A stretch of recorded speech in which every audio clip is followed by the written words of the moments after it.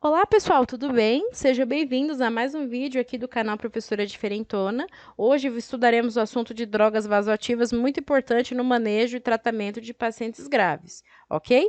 Então, assim que você assistir essa aula, compartilhe com seus amigos, discutam, deixem nos comentários suas dúvidas, sugestões, que eu vou ler com muito carinho e vou produzir mais material dessa qualidade para vocês, ok? Então, vamos lá, vamos estudar. Pessoal, quando estudamos de droga vasoativa, tá?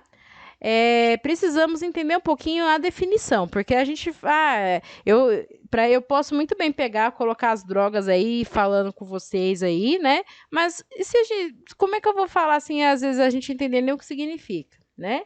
Então vamos definir o que são vasoativas. Até o próprio nome ele já fala, né? Vasoativa, ela vai ser ativa o quê? Nos vasos sanguíneos, ela vai ter um efeito nos vasos sanguíneos. O que ela vai fazer? Como é que a gente pode definir? Que são substâncias, queridos, que atuam nos vasos periféricos pulmonares ou cardíacos, tá? Elas podem possuir uma ação direta ou indireta, ou seja, por exemplo, tá? Quando você está com dor de cabeça, né? Você toma um exemplo, a dipirona. A dipirona, assim que você toma, ela já faz efeito rápido, ela não demora um pouquinho, né? Uma meia hora, 30 minutos, 60 minutos, uma hora, mais ou menos assim.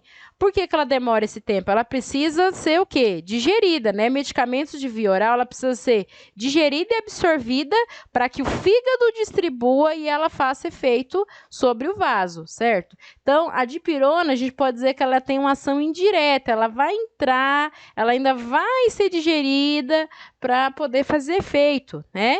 Então, as drogas vasoativas, elas também podem ter esse efeito, elas podem ser digeridas, né, ter tomada, ser digerida para fazer efeito. Ou outras já podem possuir o quê? Uma ação direta, ou seja, colocou no local já vai fazer efeito, como, por exemplo, as drogas endovenosas, né?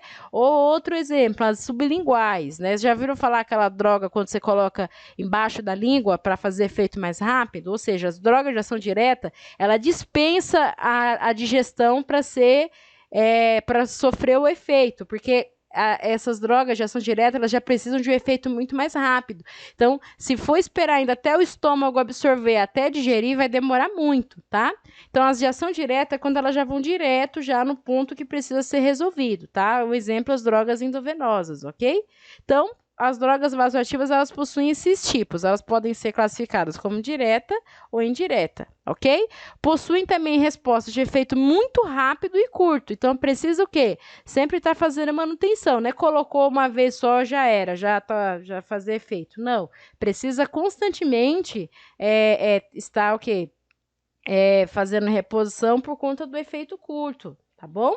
E elas também, pessoal, atuam em receptores dentro do vaso, ou seja, dentro do endotélio, significa a camada interna do vaso, certo? Então, vocês lembram, no nosso corpo, né, só dando um remake de fisiologia para vocês, o nosso corpo, ele possui diversos receptores. Então, cada receptor vai agir de acordo com o seu neurotransmissor, porque o nosso corpo é assim que ele funciona, é uma interação química bombástica que ocorre para que a gente consiga sobreviver, para que eu consiga estar falando aqui com vocês, para que vocês consigam estar me ouvindo, é uma interação química muito grande que acontece aí, participação de hormônios, neurotransmissores, para que isso seja possível, tá?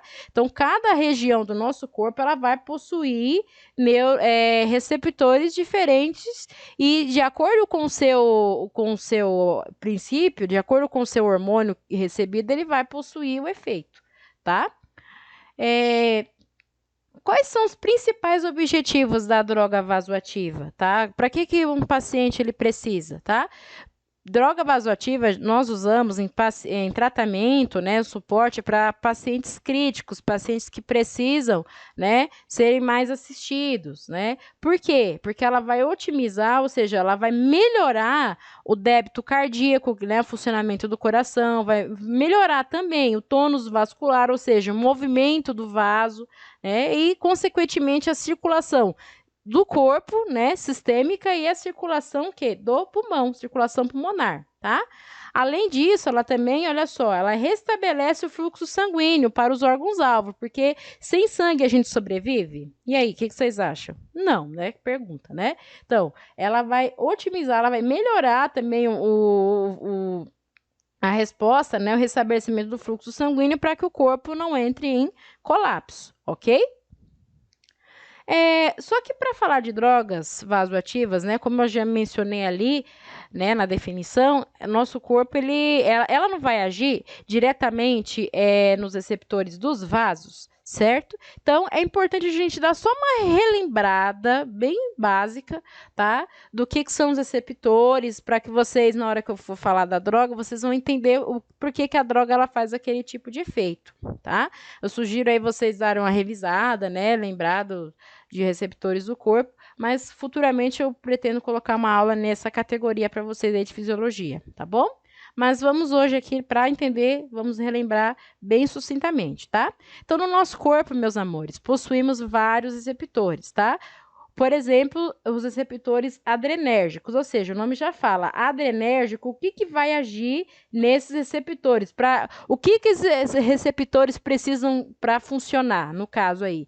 Adrenalina, tá? Quando a gente fala adrenérgico, nós nos referimos à adrenalina. Então, para que esse receptor ele ligue, ele precisa de adrenalina, tá? A mesma coisa vamos entender para ficar mais fácil? Tá? O receptor é a fechadura da sua casa e a adrenalina é a chave, entendeu? Eu posso ter milhões de chaves, mas se eu não colocar a chave certa, vai abrir a fechadura? Não vai, tá? Então, no caso, os receptores, aqui no caso o alfa e o beta, que são os tipos, eles são as fechaduras que temos espalhadas no nosso corpo, tá? Então, a adrenalina, ela vai, para que elas funcionem, para que elas precisem funcionar, precisamos o quê? Da adrenalina, tá? Então, quando falamos dos receptores adrenérgicos, a adrenalina que tem que agir sobre eles, tá? E os receptores, o alfa e o beta, eles são ainda subdivididos, tá? Em alfa 1 e alfa 2, beta 1, beta 2. O alfa 1, ele está muito presente, né, na parte interna dos vasos sanguíneos, ok? Ele está presente ali.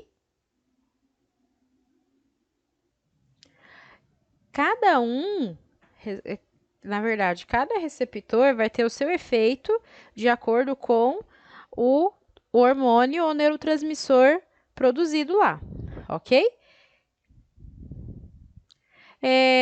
Da mesma forma que temos os adrenérgicos, temos os receptores dopaminérgicos, ok? No caso, né, os dopaminérgicos, eles funcionam à base de dopamina, tá? Eles são subdivididos, né, subclassificados em dopaminérgico 1 e dopaminérgico 2, ou seja, D1 e D2, ok?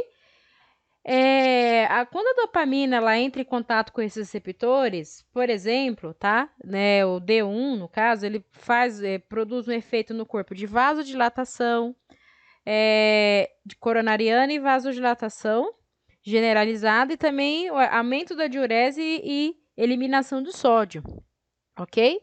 O D2, ele também possui o efeito vasodilatador, só que ele diminui a liberação da renina e aldosterona. A renina, ela é um hormônio responsável pela regulação de líquidos no corpo, né?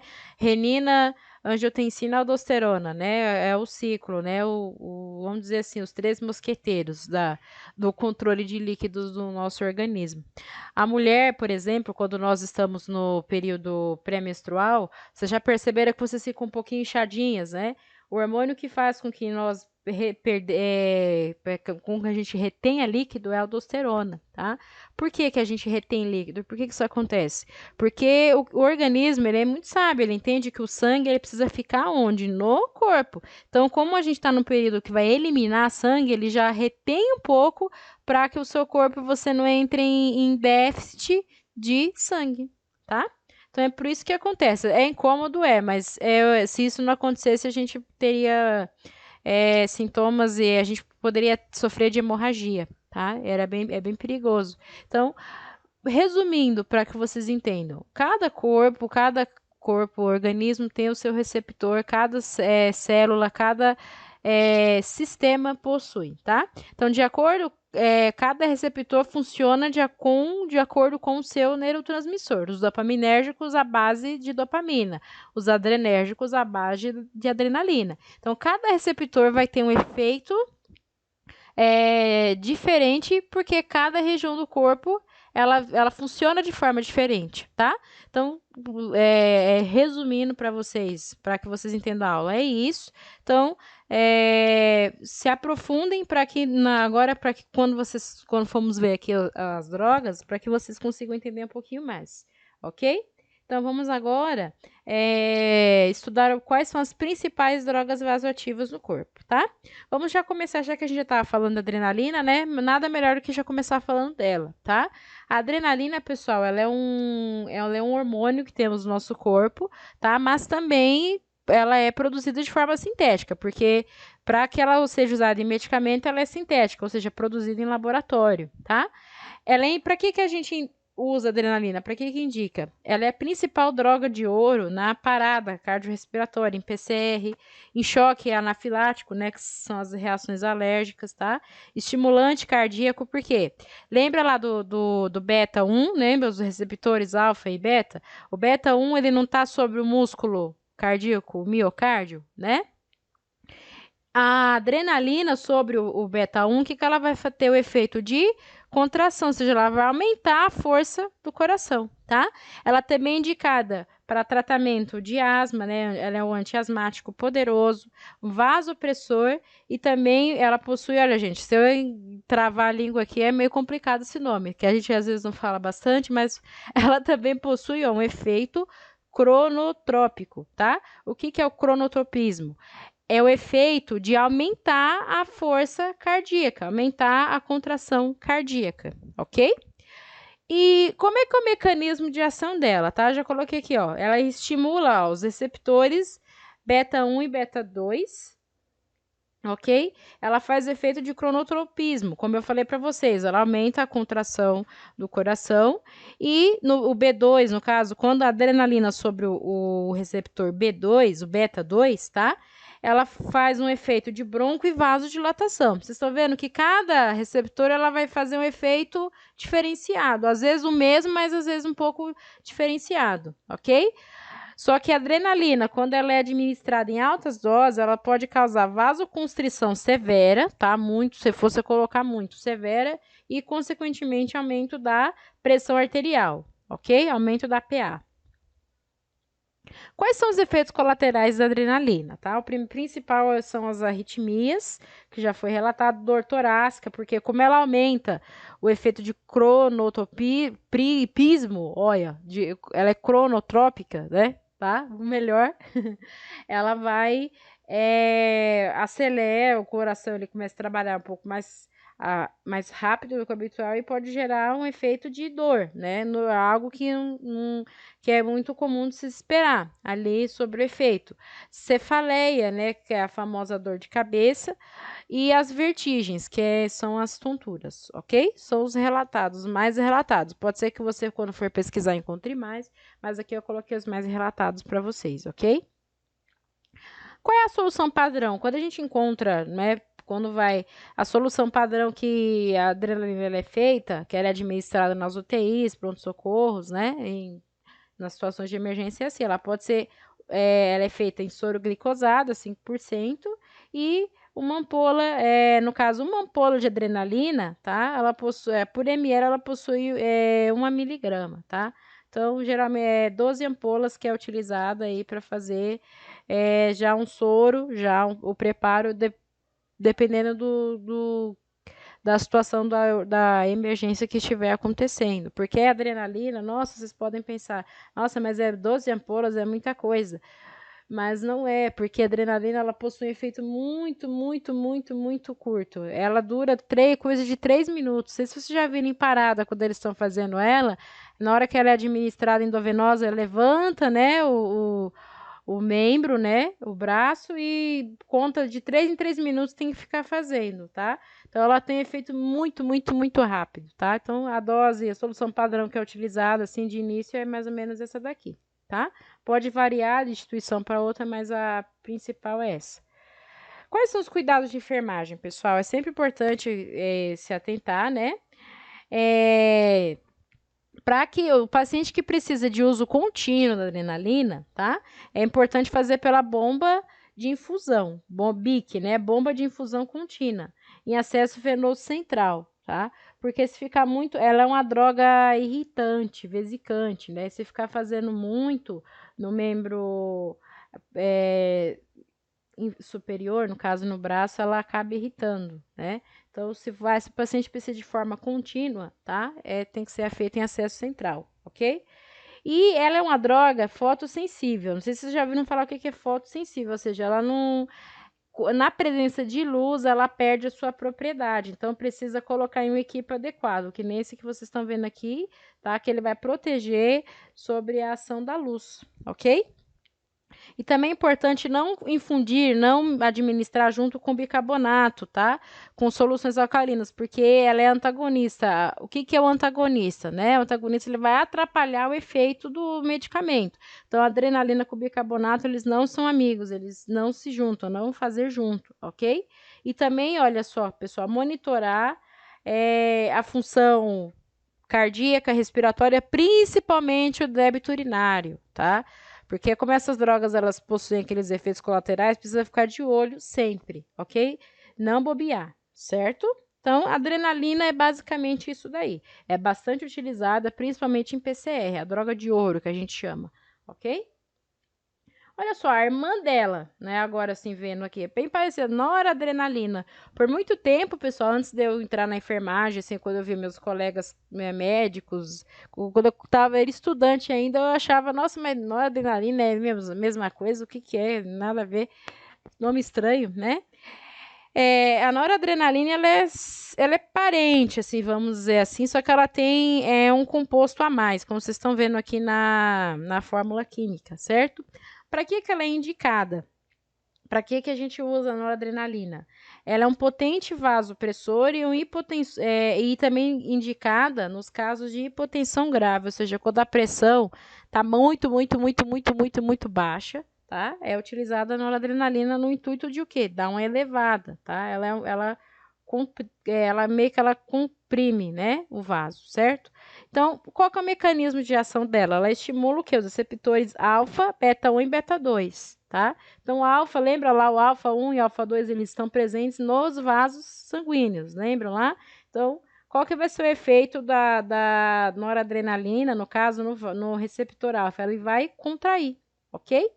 E automaticamente o que? Aumentar a PA e a força de contração, o movimento do vaso sanguíneo, tá? Porque quando a pressão está baixa, o nosso vaso ele fica o quê? Mais estreito, mais alargado. Então, o que ela vai fazer? Ela vai fechar um pouco o vaso para levar a pressão para o indivíduo não entrar em colapso, certo? Quais são os principais efeitos colaterais da noradrenalina, tá?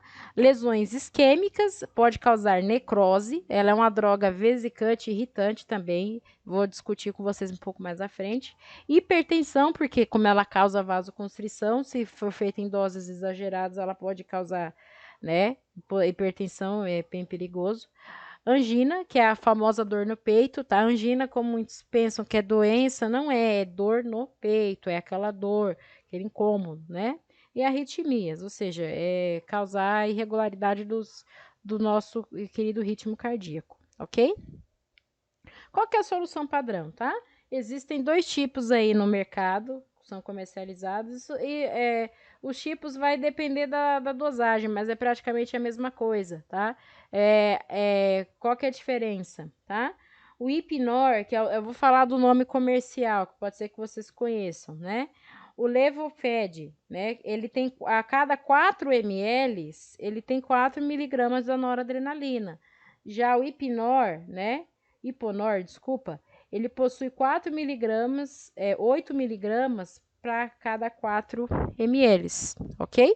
Então, são essas duas que a gente encontra. Ele pode ser, a solução, ela pode ser feita, né, em soro glicosado, ok? Já com 5 ampolas, né? Então, no soro glicosado, já pré-colocar 5 ampolas ali, ok? Diferente ela tem um efeito rápido, mas assim, não tanto, né? Você vê que a adrenalina lá a gente colocou já 12 de uma vez, porque ela tem efeito muito mais rápido do que a nora. A nora, a gente pode colocar ela, mas se colocar muito, ela tem efeito de hipertensão muito grave. Então, por isso que tem que ser mais, tem que ter um pouco mais de cautela e ela também tem um efeito um pouco mais, ela demora um pouco mais do que a adrenalina. A adrenalina ela faz mais rápido, essa aqui demora um pouco mais, ok? Quais são os cuidados de enfermagem, tá? Preferir o uso preferencial quando você for preparar a solução, sempre em soro glicosado, né? Soro de glicose 5%. O soro fisiológico não é muito indicado porque ele meio que ele inibe a ação, né? Do medicamento. Eles meio que não são muito compatíveis, tá? E também utilizar, olha só, em bomba de infusão sempre, contínua, bomba de infusão contínua, tá? Manter também em equipo fotossensível e também fazer um controle rigoroso da pressão arterial, principalmente, especialmente, se possível, em pressão arterial invasiva, PAI, né? Que é aquele dispositivo que coloca já dentro da artéria para mensurar, porque já é o valor mais fidedigno, tá? Mas olha só, pessoal, pela noradrenalina ela possuir, né, um efeito irritante, vesicante, sempre, olha só, é preciso, desculpa, estava aparecendo uma imagem aqui que estava atrapalhando, tirei para vocês, tá? É preciso que, tá? Como ela é irritante, vesicante, se ela, na hora da infusão, ela vazar, extravasar, na hora ali, precisa o quê? No momento, tá? Infiltrar com agulha hipodérmica toda a região afetada com fentolamina, tá? Porque ela é um bloqueador adrenérgico, ou seja, ela vai impedir o efeito da nora, porque no caso, se ocorrer a extravasão da noradrenalina na pele, ela causa necrose, ela destrói os tecidos. Então, se você viu que extravasou, caiu sobre a pele, então fazer de 10 a 15 ml, tá? De fentolamina para bloquear o efeito adrenérgico, tá? Fazer o mais rápido possível, até no máximo 12 horas do ocorrido. Isso se extravasar, ok? Agora vamos falar um pouquinho sobre a dopamina, tá? Então, falamos já de adrenérgicos, né? Dos receptores adrenérgicos, agora vamos falar um pouquinho do efeito da querida dopamina, ok? Para que a dopamina ela é indicada? Ela tem efeito inotrópico. O inotropismo, também conhecido inotrópico, qual que é o efeito dele? Ele é um efeito de aumentar a contratibilidade cardíaca. O cronotropismo, ele vai ter um efeito sobre o ritmo, ele vai trabalhar o ritmo cardíaco, vai aumentar o ritmo, aqui vai aumentar também a força de contração, ok? Ele tem um efeito vasopressor e o mecanismo de ação dele, ele estimula os receptores, né, dopaminérgicos 1, 2, o beta 1 e o alfa 2. Eles têm um efeito ali bacana, significativo neles, tá? Só que tem um porém, tá? A dopamina você precisa tomar o cuidado, né? Eu achei esse esqueminha aqui, coloquei para vocês, é bem bacana. A dopamina precisa ter muita cautela. Eu coloquei aqui quando é administrado tanto na dose baixa, intermediária e em dose alta, qual é o possível efeito que pode acontecer sobre o paciente, né? Em dose baixa, né? Ela pode acontecer aumento do fluxo sanguíneo renal, né? Pode dar uma aumentada, mas é importante dar uma vigiada, certo? Dose intermediária, que geralmente é o que mais é utilizado, é o que mais é feito, ele vai aumentar o fluxo sanguíneo nos rins, aumento da frequência, aumento da contração e também aumento do débito cardíaco, tá? E dose alta, ele vai dar uma vasoconstrição elevada e vai aumentar, assim, gente, a pressão arterial de forma muito súbita, forma rápida e bem significativa. Então, é importante vocês terem esse esqueminha, porque se lá o paciente apresentar esses sintomas e sinais ali que vocês estão vendo, na verdade, sinais, né? Vocês já ficarem por conta da dose, né? Porque às vezes o efeito tem a ver de acordo com a dose, ok?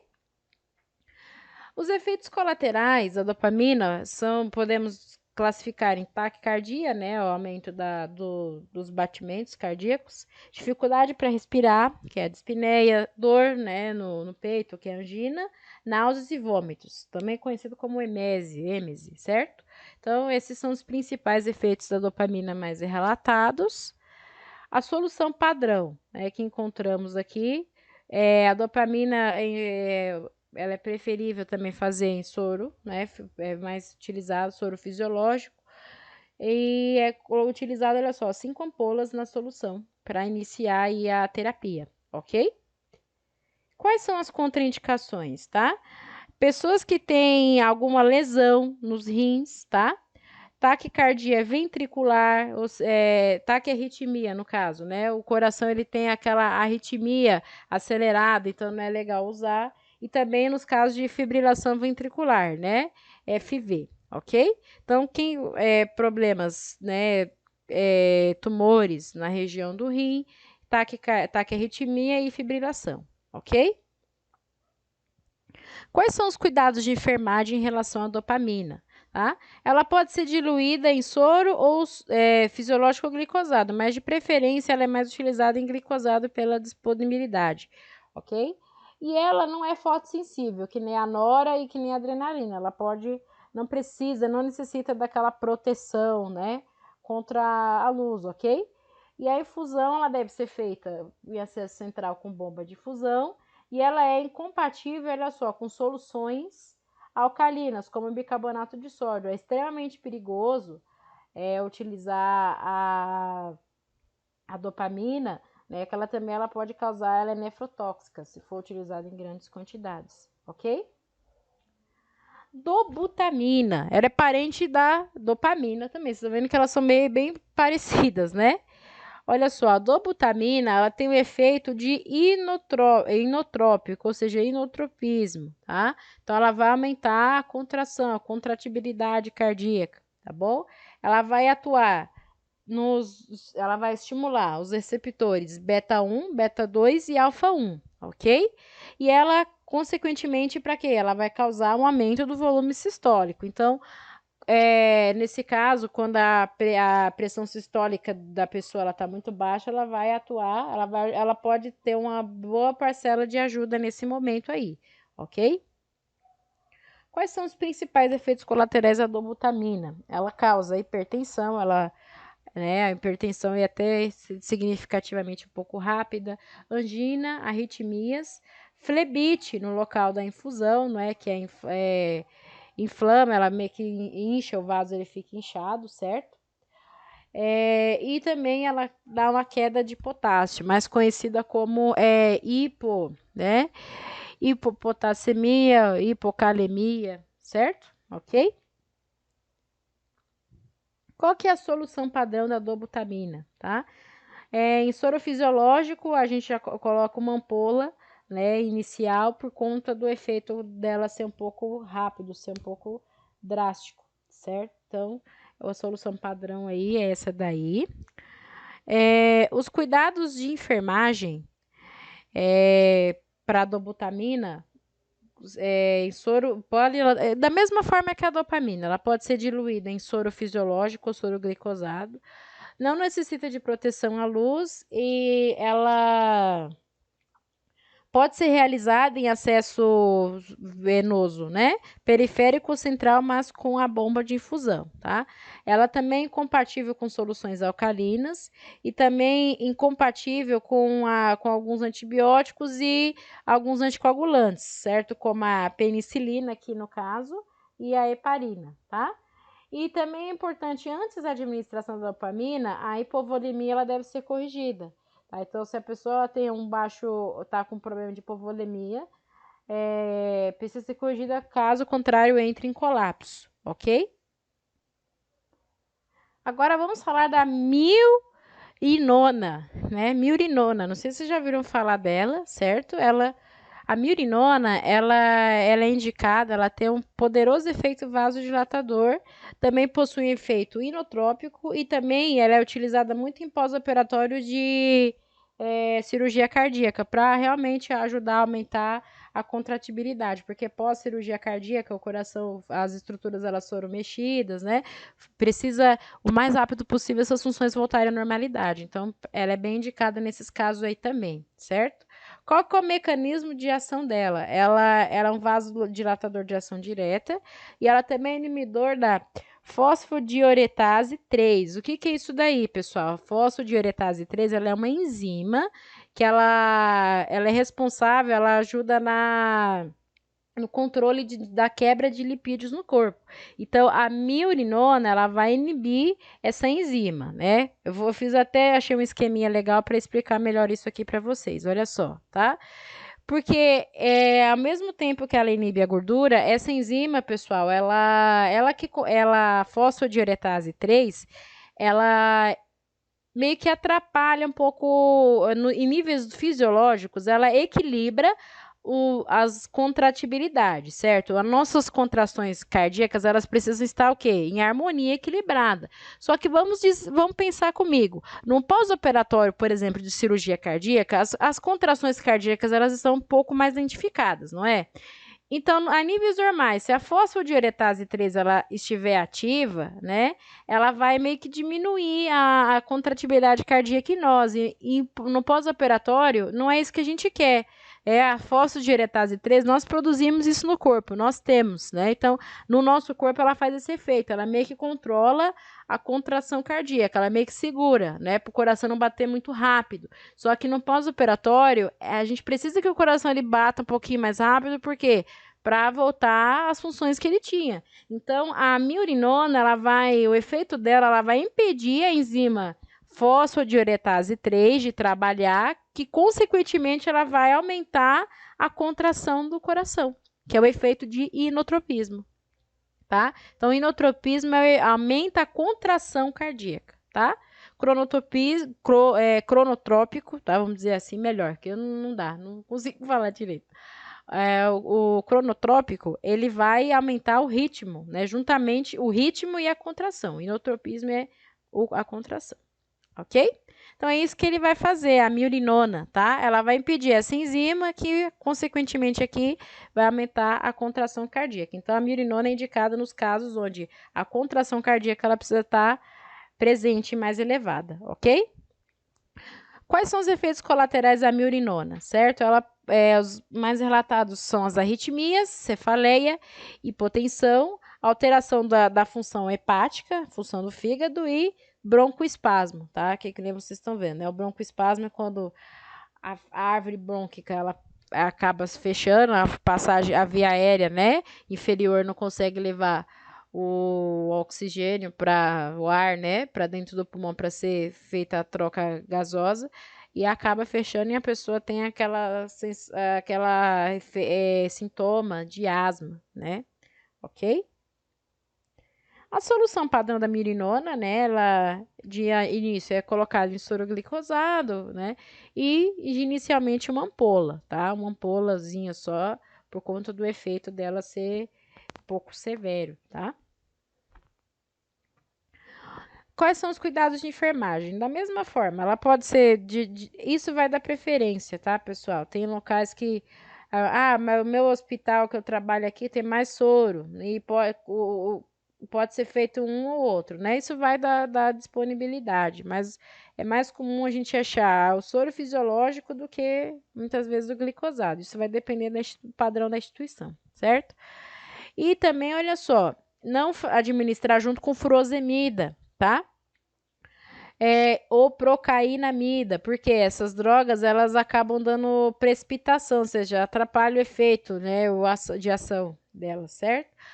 A infusão, olha só, pessoal, ela deve ser realizada em bomba de infusão por acesso periférico ou central, certo?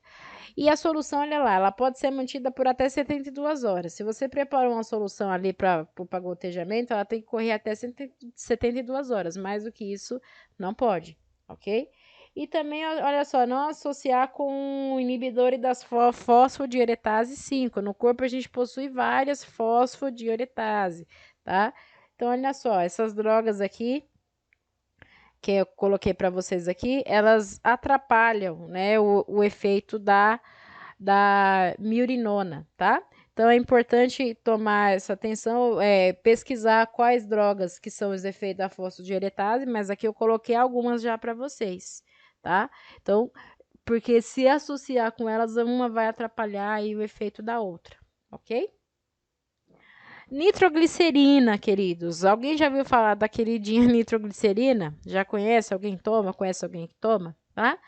A nitroglicerina, ela é um potente vasodilatador, muito utilizado para o tratamento de hipertensão e insuficiência cardíaca congestiva, certo? Quem tem insuficiência cardíaca e hipertensão usa bastante essa droga, mas no passado foi mais utilizada do que agora. Por conta dos efeitos colaterais bem cômodos que ela tem, ela já foi substituída por outros de efeitos tão potentes, mas com menos efeitos colaterais.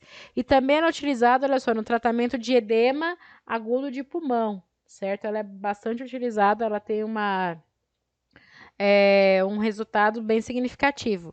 E o mecanismo de ação dela é um vasodilatador tanto das artérias quanto das veias e também dos vasos do coração, ok?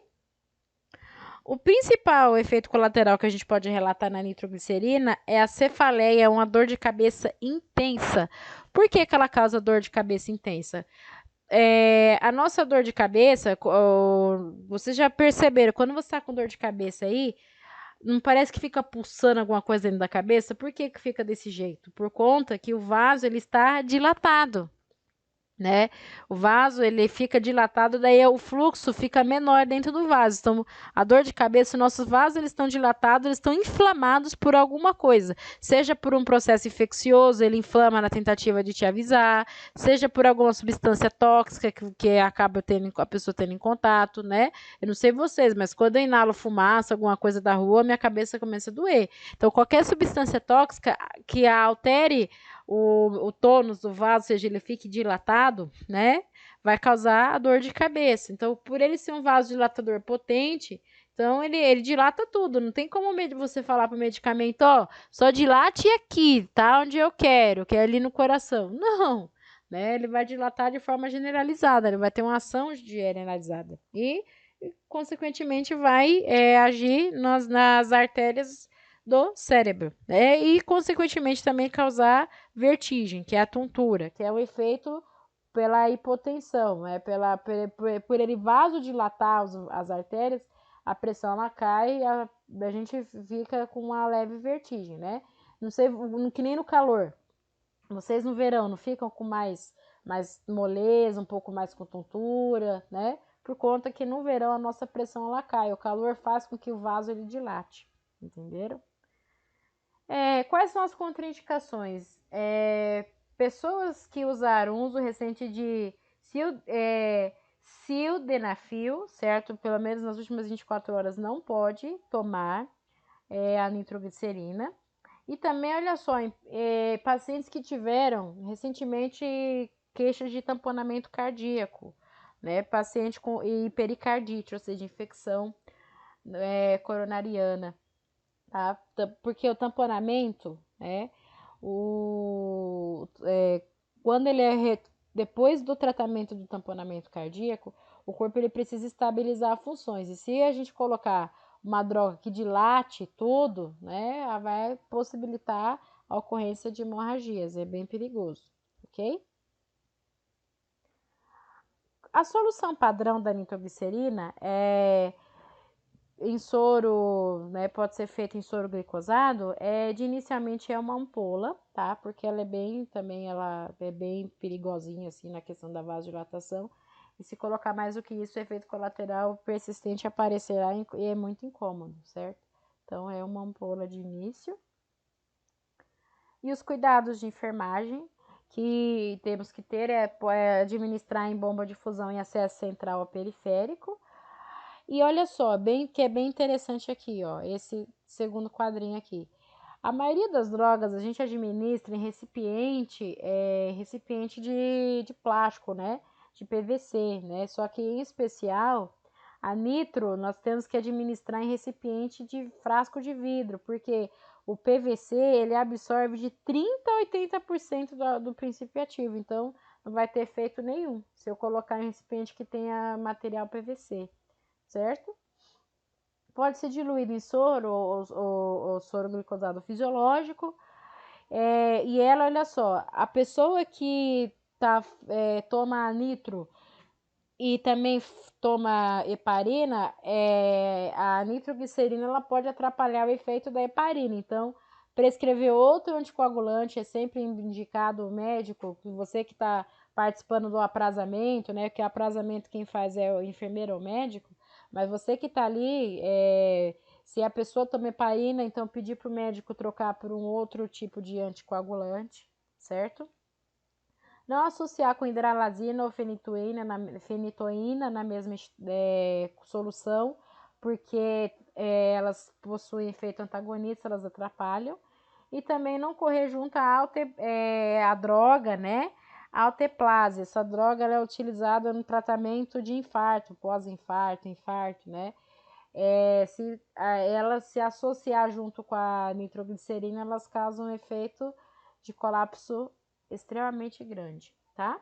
Então, os cuidados principais da nitroglicerina são esses. Agora vamos falar um pouquinho sobre o nitroprussiato de sódio. Olha que nome bonito. Gente, essa aula é legal para vocês colocar o nome no cílio de vocês. Ó, tô dando muita ideia. Olha que bacana, né, para vocês, tá? O nitroprussiato de sódio, ele é utilizado, principalmente a droga mais utilizada no tratamento da crise hipertensiva, né? Lembrando que a crise hipertensiva ela é o aumento da PAD. A PAD é a pressão arterial diastólica, maior ou igual a 120 milímetros de mercúrio a diastólica, pressão arterial diastólica, né? E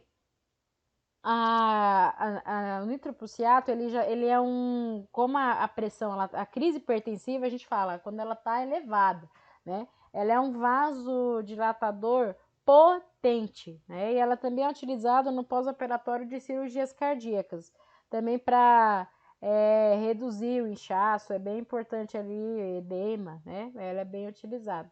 Mecanismo de ação dela, como eu disse, ela é um vasodilatador arterial venoso de alto teto, ou seja, muito potente, muito forte, tá? Por conta dela ser muito forte, os efeitos mais relatados, ela pode causar hipotensão grave, tá? Hipotensão, para isso precisamos lembrar os níveis de pressão, né? Os níveis de pressões normais, tanto a sistólica quanto a diastólica, é entre 90 por 60 e 140 por 90. Então, a hipotensão grave não é tipo, 8 e alguma coisa, é aquelas mesmo, é 5, 50, 50 por 40, 70 por 60, tá? É aquelas hipotensões gravíssimas, certo? Espasmo muscular também, ela causa, certo? Taquicardia reflexa. Por que a taquicardia reflexa? Qual que é a diferença da taquicardia reflexa para a taquicardia normal? A taquicardia reflexa, pessoal, ela é um mecanismo de compensação do corpo de vocês, porque o nosso corpo, gente, ele é muito inteligente, o nosso corpo ele é muito sábio, tá? Quando tá acontecendo alguma coisa de errado, o nosso corpo ele fala, né?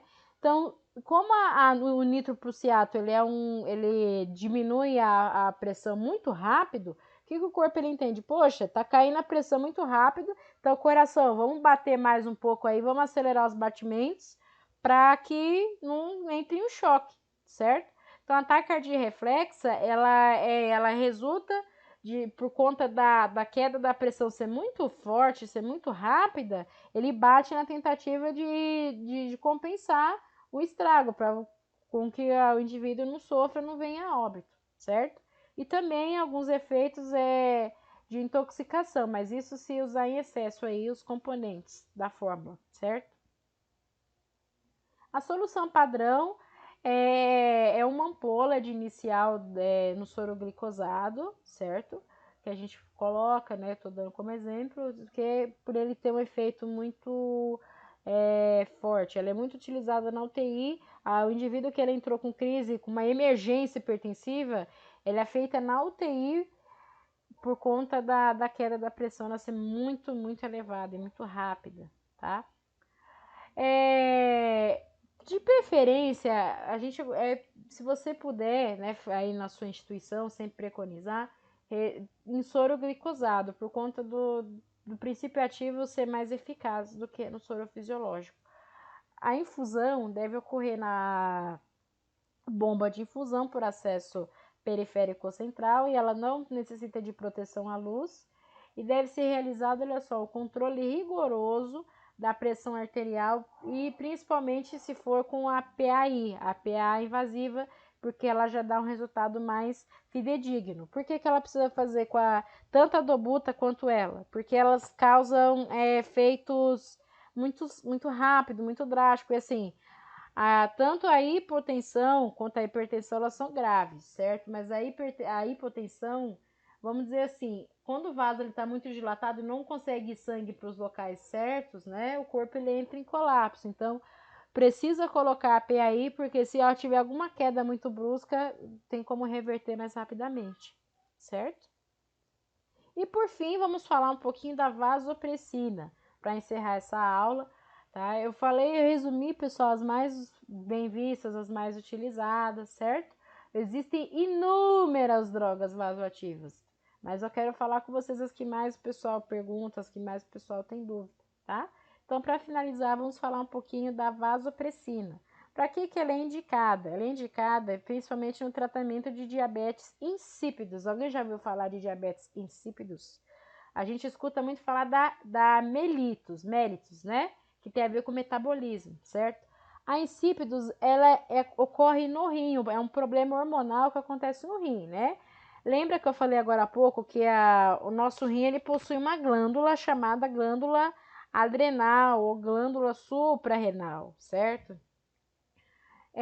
Lembra dos hormônios renina, angiotensina, aldosterona, aqueles que regulam o controle de líquido no nosso corpo? Porque tudo que a gente bebe de líquido, nosso corpo precisa reter uma parte para a gente sobreviver, porque tem os eletrólitos, tem as substâncias, né? Imagina se tudo que você bebesse você eliminasse, não ia ser legal, né? O seu corpo ia entrar em colapso. É exatamente o que ocorre na diabetes insípidos, é quando o nosso rim, né, as funções hormonais do rim elas não funcionam, então ele acaba eliminando tudo que é líquido, fazendo com que a gente perca eletrólitos, tá? Então, o que a vasopressina, o principal efeito dela é vasoconstrição, ou seja, ela vai impedir com que os principais, com que o líquido, com que o rim, ele elimine o líquido em excesso, né? Porque o principal efeito de que tem diabetes insípidos é o aumento do débito urinário, ou seja, esse indivíduo ele urina muito, porque o rim não controla, a principal função do rim é essa, é controlar, né, por conta dos hormônios do rim, a aldosterona principalmente.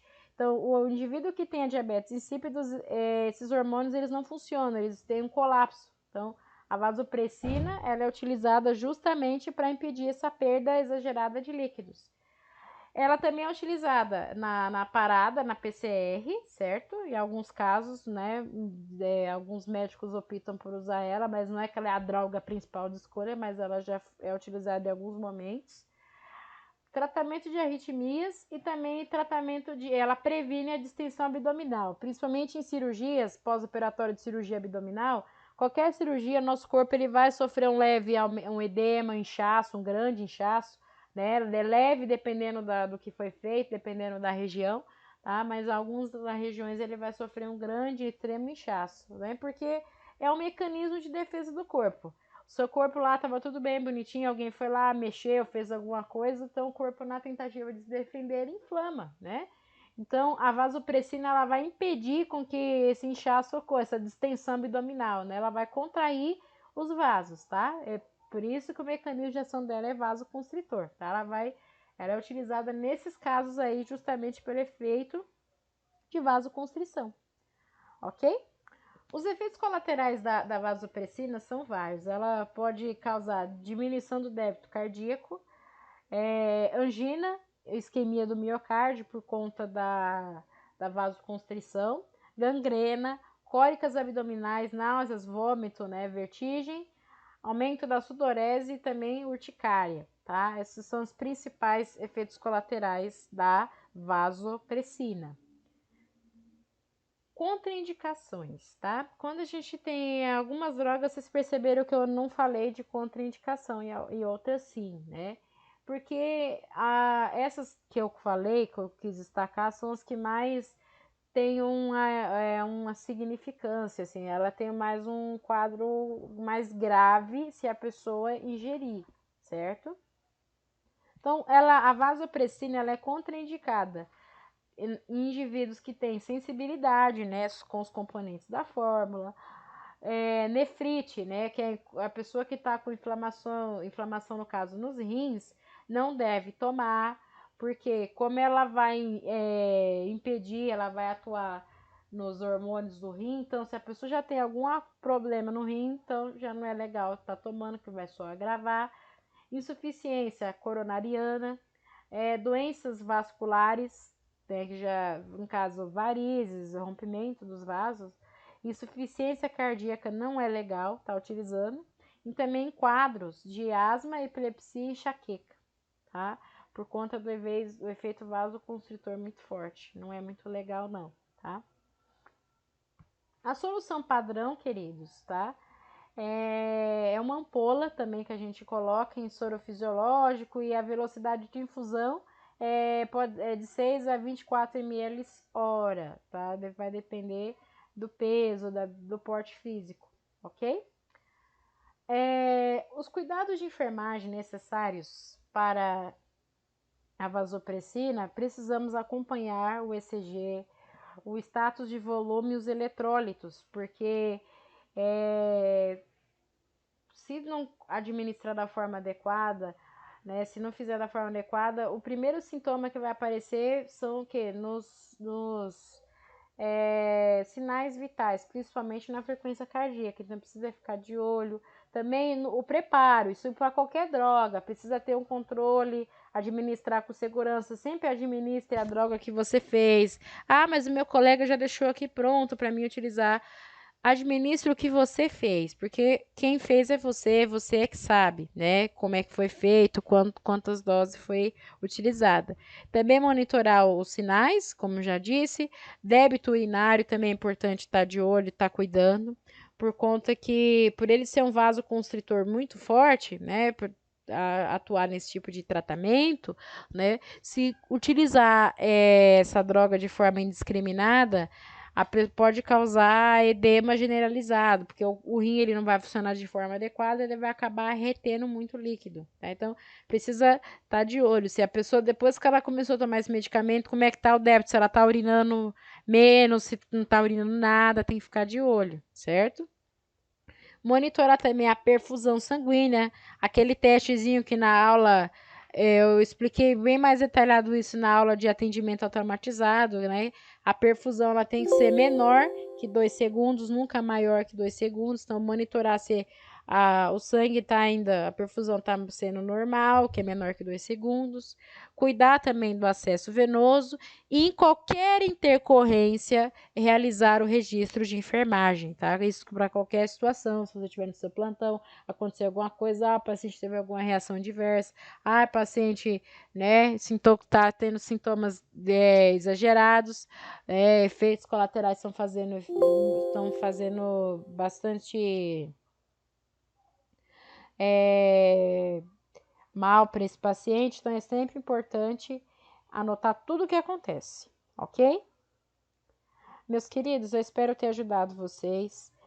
Caso vocês não tenham entendido alguma coisa, tenham alguma dúvida, coloque aí nos comentários. Estou à disposição de todos vocês.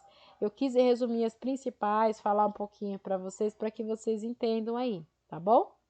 Então, se você gostou dessa aula, compartilhe e curta com seus amigos. Estarei aqui para que mais vídeos, mais conteúdos para vocês sejam produzidos, tá bom? Então, por hoje é só. Fiquem com Deus. Até a próxima. Valeu, queridos. Até mais.